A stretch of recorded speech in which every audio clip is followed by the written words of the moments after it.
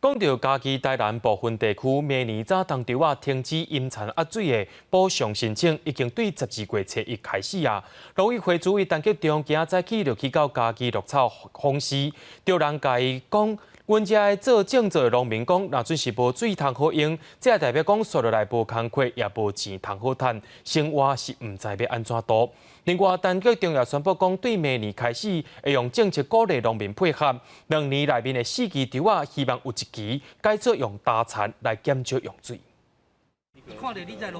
把握机会向主委来陈情，大经业者伫农委会主委要离开的时阵，对于为什么补助的规定要家己协会才会当来申请，对因来讲实在是无方便。农委会是表示，家己协会阁会当申请农机补助，而且所有补助的代志嘛卡袂到高。要补足他的损失，所以只要没有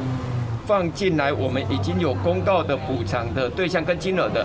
只要把相关的数据。资料检具好，那我们都会来做这样的一个补偿的这个作业。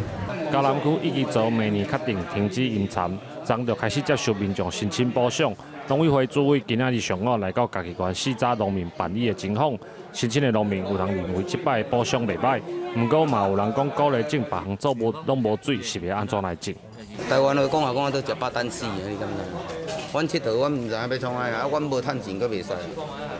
伊补助这，阮对阮来讲无啥物意义啦，阮凭良心讲。嘉义县1期种植面积是18000公顷，这摆受影响将近8000公顷。农委会主委表示，停止引产影响到稻仔的产业，相关的补偿拢会做甲条文，而且补偿的费用会尽量伫过年之前都拨入去口做，希望减少停管对农民收入的影响。记者林慧婷，嘉义报道。